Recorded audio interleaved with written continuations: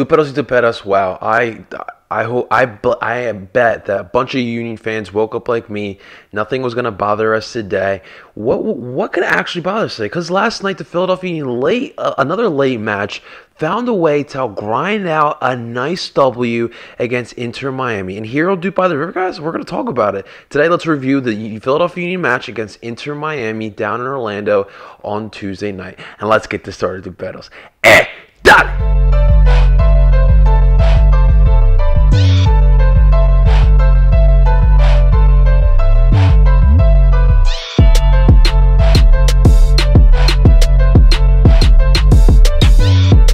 And that is right. Welcome everyone to DOOP By The River, this show where we cover everything Philadelphia Union, brought to you by Philly Sports Network. I'm your boy El Parcero Philly, the united of all things sports and culture. Before we get started, guys, do not forget to hit the like button, subscribe to the channel, hit the bell button for notifications, as well as sharing this video and this channel to help your boy out. And don't forget to check out PSN, Philly Sports Network, your home for everything Philly sports, from the Eagles all the way to the Philadelphia Fusion. We got you covered on PSN. I will leave a link in the descriptions below so you guys can check it out. But that is right. We're here because the Union gave us another huge monumental match here.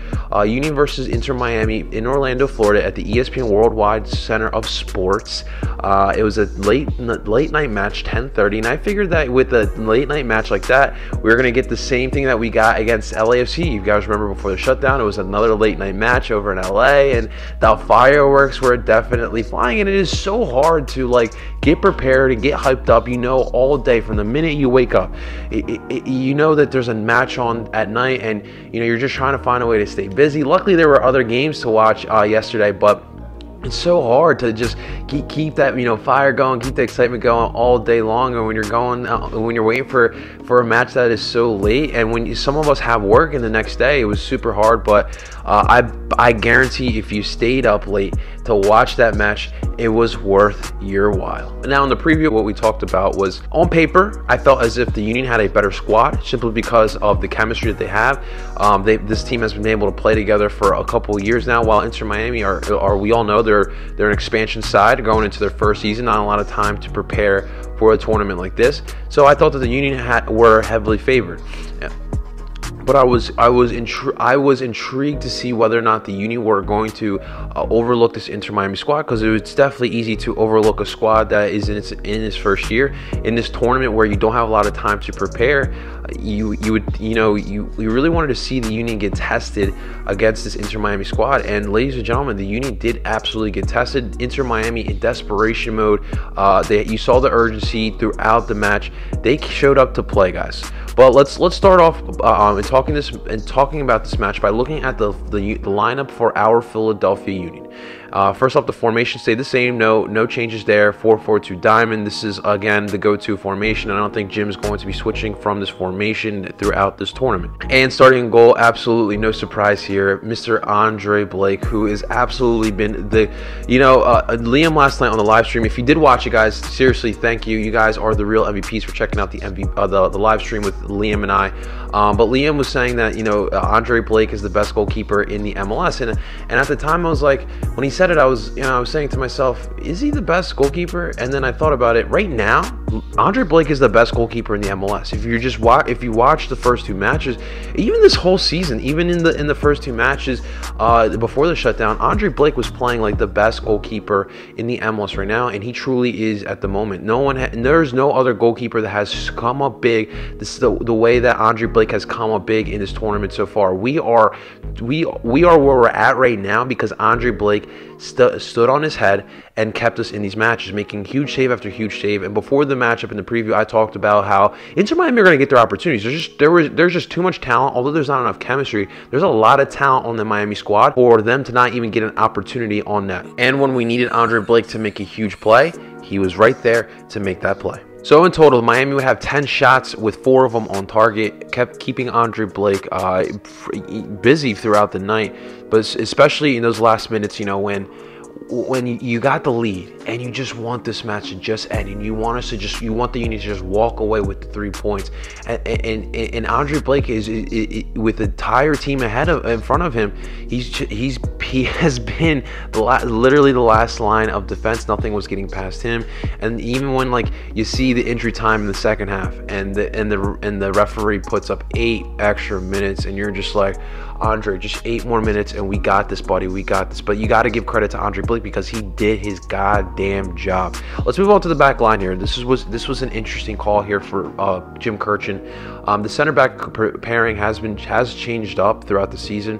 When you got 3 guys that you can trust on, that's really what's going to happen. But starting from left to right, we had Kai Wagner, Mark McKenzie, Jakob Glesnes, and Ray Gaddis. So obviously Glesnes in for Elliott. Elliott still got the first start against NYCFC. And I will say this, that I felt as if the back line was a little bit more cohesive in the NYCFC match than in this match here.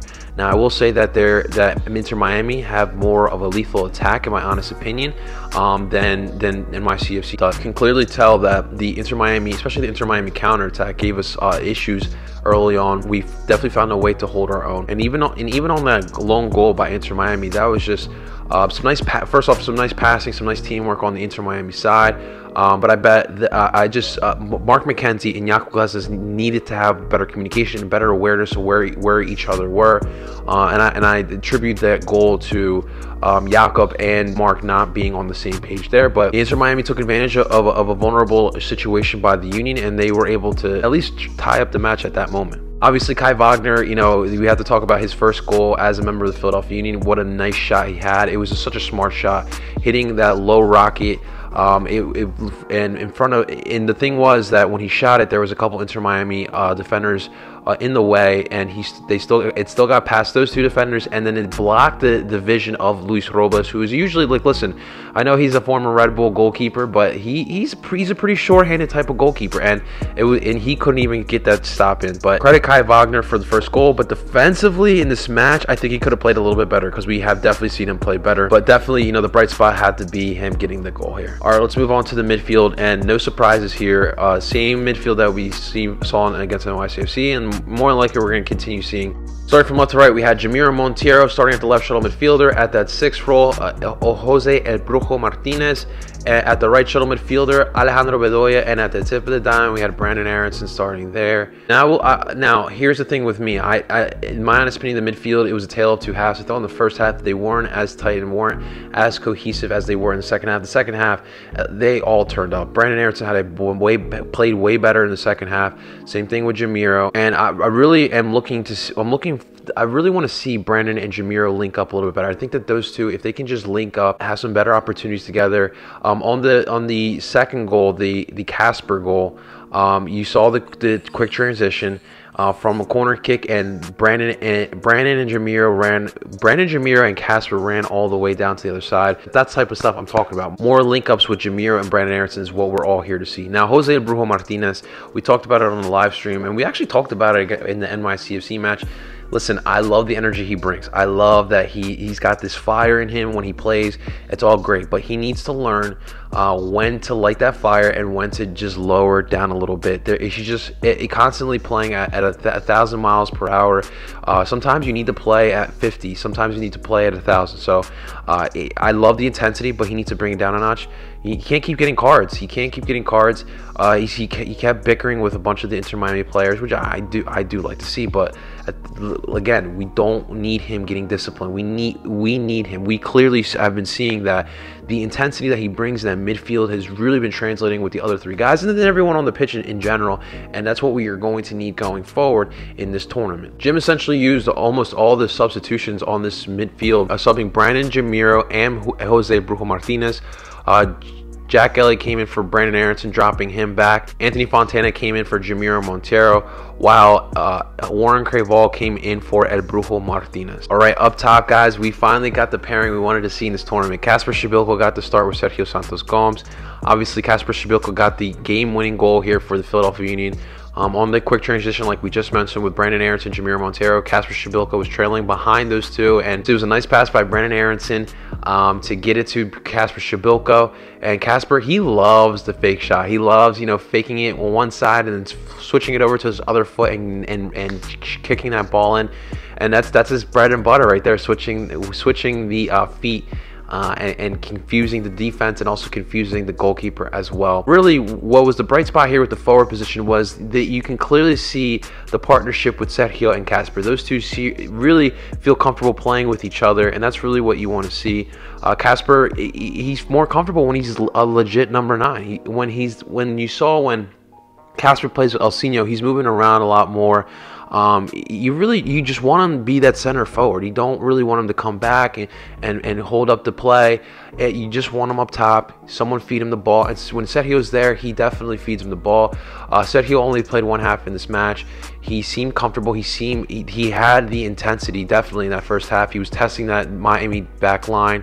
But unfortunately, he cannot finish this match. Right in the beginning of the second half, he was subbed off for Elsinho, and we're gonna get word hopefully in the next couple days.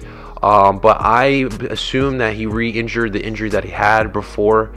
He was down for a minute late in the first half, and then in the second half, it was really interesting that Jim went right with Elsinho at the beginning of the second half. So we will keep an eye on that Sergio injury report, but we hope that Sergio is healthy, because Kasper and Sergio playing together really is what's going to be beneficial for this Union team going forward. Now this match, like I said in the beginning, it was back and forth. Miami in desperation mode brought the intensity, brought the physicality. Diego Alonso definitely prepared this team to play against us. He knew that this Philadelphia Union squad likes to play physical, likes to play with the high press, and I believe that Diego Alonso tried to match fire with fire there.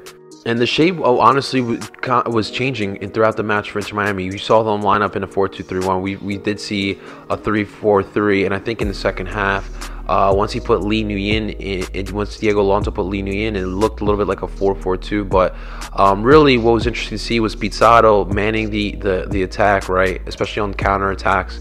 And then when you got guys like Pellegrini and Morgan out on your wings, and Carranza. He's an interesting type of forward striker. I don't really think he's like a center forward type, but maybe more like that false 9, which is I think that Inter Miami need to find themselves a clear number 9.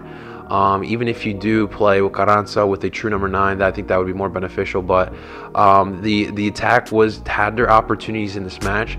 But again, the problem with Inter Miami is that they have been able to build an attack, but finishing in the final third has been really their Achilles heel, and it was really the Achilles heel here for them here against the Philadelphia Union. They had their opportunities. Andre Blake was standing on his head, and they just could not finish. Straight up, they could just not finish. They were trying to match, fire with fire with us, with their intensity and their aggression. But when you talk about the Philadelphia Union now, and it's weird to talk about the Union in this light, but the Union are a good team. They are one of the creme of the crops of the MLS. Like, who the fuck?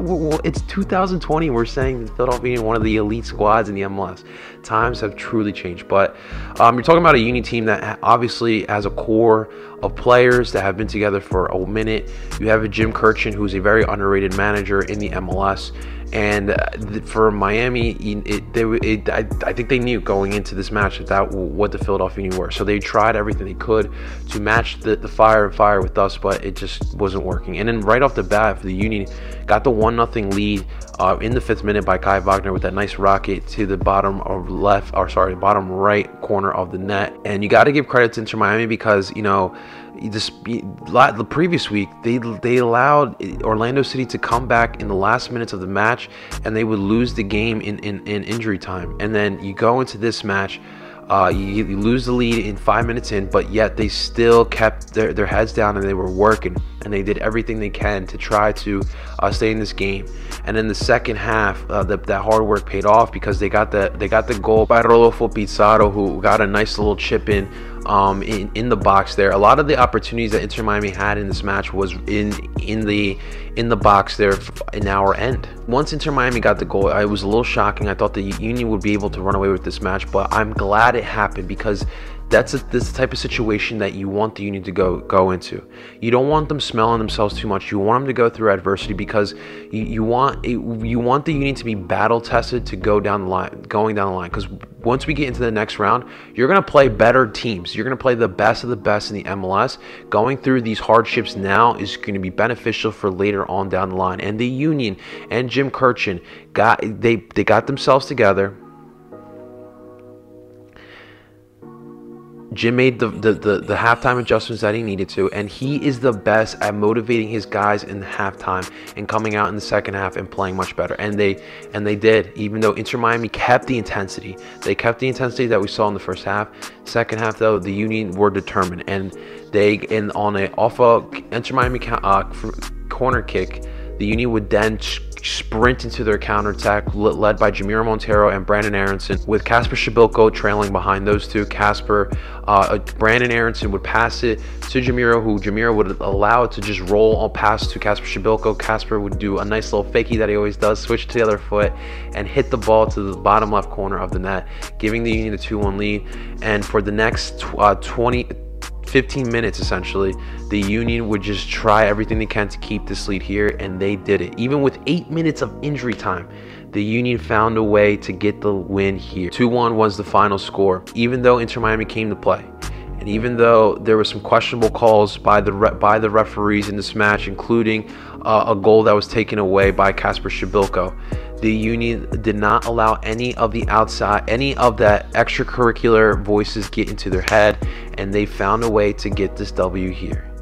And this was a really chippy match. Like I said, Inter Miami was trying to match the physicality with them. They were trying to get in the Union's head, trying to get in El Brujo's head, trying to get in Jamiro, even Ray Gaddis. They tried to get their Ray Gaddis? You trying to get with Ray Gaddis?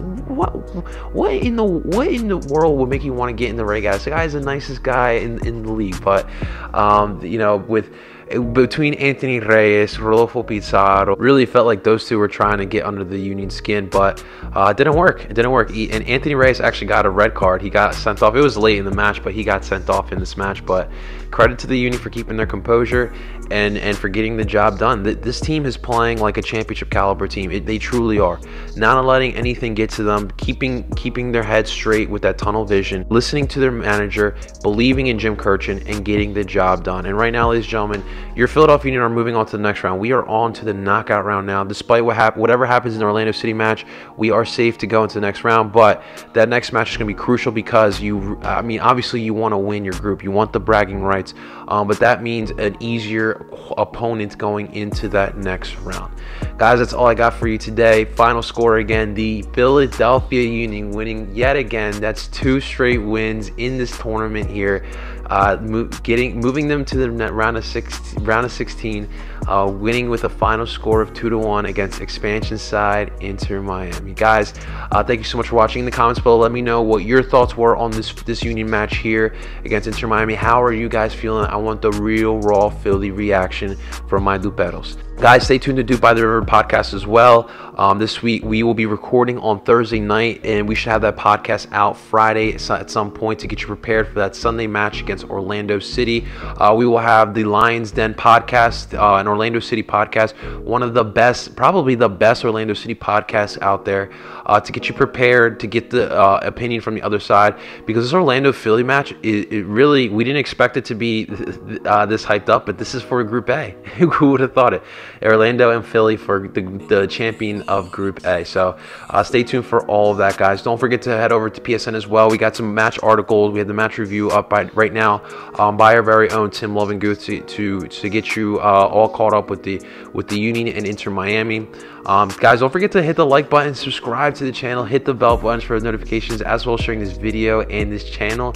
It would mean the world for me. I would love for you guys to help me grow here. We're getting there. We're almost at 200, finally 200 subscribers.